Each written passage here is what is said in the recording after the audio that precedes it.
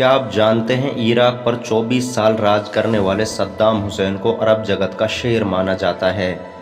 सद्दाम हुसैन ने ही इराक में आधुनिक विकास की नींव रखी थी। सन 1979 ईस्वी में इराक का राष्ट्रपति बनते ही सद्दाम हुसैन ने बहुत से स्कूल, कॉलेज और यूनिवर्सिटियों का निर्माण कराया था। उन्होंने इराक के अंदर बहुत सी मस्जिदों का निर्माण भी कराया था। उनके द्वारा बनाई गई उम्मे अल कोरा मस्जिद इराक की सबसे खूबसूरत मस्जिदों में गिनी जाती है, जिसकी मीनारें मिसाइल नुमा बनाई गई थी। सद्दाम हुसैन के द्वारा कराए गए विकास का अंदाज़ा इस बात से लगाया जा सकता है कि वो अरब जगत के पहले शासक थे जिन्हें यूनेस्को द्वारा सम्मानित किया गया था। जब सद्दाम हुसैन बहुत छोटा था तो इनके बाप की वफात हो गई थी और इसकी मां ने दूसरा निकाह कर लिया था। इसका सौतेला बाप इसको बहुत तंग करता था। इसी वजह से सद्दाम हुसैन घर को छोड़कर बगदाद भाग गया और यहीं पर इन्होंने अपनी पढ़ाई पूरी की। जवानी में कदम रखते ही सद्दाम हुसैन विद्रोही हो गया और ब्रिटिश हुकूमत को उखाड़ फेंकने के लिए चल रहे राष्ट्रवादी आंदोलन में कूद पड़ा। हालांकि पश्चिमी अखबार इस आंदोलन को गुंडों और बदमाशों की टोली कहते थे। 1956 ईस्वी में वो बाथ सोशलिस्ट पार्टी में शामिल हो गए। ये पार्टी अरब जगत में साम्यवादी विचारों की फौज थी। साल 1958 में जब इराक आज़ाद हुआ तो इसकी गद्दी पर ब्रिगेडियर अब्दुल करीम कासिम बैठ गया था, जिसने विद्रोह के वक्त अंग्रेज़ों का साथ दिया था। 1959 ईस्वी में सद्दाम हुसैन ने अब्दुल करीम कासिम पर अपनी गैंग की मदद से असफल जानलेवा हमला कर दिया था।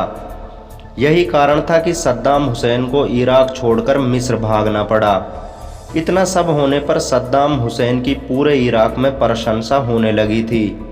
1963 में जब अब्दुल करीम कासिम का तख्ता पलट हुआ तो सद्दाम हुसैन वापस इराक आ गया और उन्हें आते ही जेल में डाल दिया गया। 1968 ईस्वी में बाथ सोशलिस्ट पार्टी जब सत्ता पर काबिज हुई तो अहमद हसन अल बकर इराक की गद्दी पर बैठ गए, जिन्होंने सद्दाम हुसैन को रिवॉल्यूशनरी कमांड काउंसिल का चीफ बना दिया था। अहमद हसन अल बकर जब इराक की गद्दी पर बैठे तो उन्होंने अपनी पार्टी के जांबाज कमांडर रहे सद्दाम हुसैन को जेल से निकाला और उनको वास्तविक सत्ता देकर इराक पर राज करने लगे। अल बकर की वास्तविक सत्ता सद्दाम हुसैन के कब्जे में थी।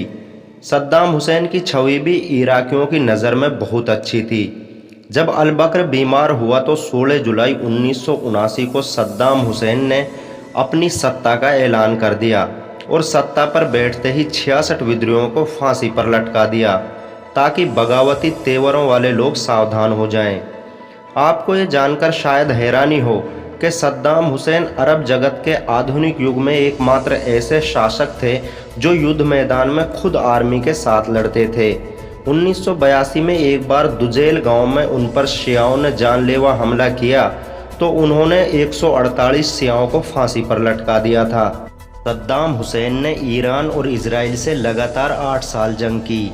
इस जंग की वजह से ही सद्दाम हुसैन की छवि पूरी दुनिया में एक लड़ाकू योद्धा की बन गई थी। 1990 में जब सद्दाम हुसैन ने कुवैत पर कब्जा किया तो अमेरिका और कई ईसाई यहूदी देशों को चिंता होने लगी कि कहीं फिर से कोई खिलाफत खड़ी ना हो जाए। यही सोचकर कई देशों ने मिलकर सद्दाम हुसैन पर हमला कर खाड़ी युद्ध शुरू कर दिया था। अमेरिका, इजराइल समेत कई देशों से 42 दिन चले इस युद्ध में सद्दाम हुसैन नहीं झुके। खाड़ी देशों की जनता से सद्दाम हुसैन को मिल रहे समर्थन से ईसाई और यहूदी देश ज़्यादा परेशान थे। सद्दाम हुसैन ने अपनी सैन्य ताकत और हथियारों से इराक को इतना मजबूत बना दिया था कि वो दुनिया की किसी भी फौज को हरा सकते थे। लेकिन 2003 में हुई अमरीकी गठबंधन से जंग में सद्दाम हुसैन ने अपनी सेना बगावतों की वजह से हार गए और एक बार फिर से इराकियों ने गद्दारी करके करबला की जंग की याद दिला दी, जिसको हजरत इमाम हुसैन इराकियों की गद्दारी की वजह से हार गए थे। सद्दाम हुसैन को 148 शियाओं के कत्ल के जुर्म में 30 दिसंबर 2006 को फांसी दे दी गई। सच तो यह है कि सद्दाम हुसैन ने अरब जगत को अंतर्राष्ट्रीय स्तर पर एक बहुत बड़ी पहचान दी थी। अब देखना यह है कि इसके किरदार और इसके इतिहास को अरब जगत के लोग किस हद तक याद रखते हैं। बहुत कम लोग जानते होंगे कि सद्दाम हुसैन दुनिया का एकमात्र ऐसा शासक था जिन्होंने अपने खून से कुरान पाक को लिखवाया था। जो आज भी इराक के म्यूजियम में महफूज है। सद्दाम हुसैन को जब कोर्ट में फांसी दी तो उन्होंने गोली मारने की अपील की थी और बोला था कि उनका किरदार हमेशा एक कमांडर का रहा है, इसीलिए फांसी की बजाय उन्हें गोली मारी जाए।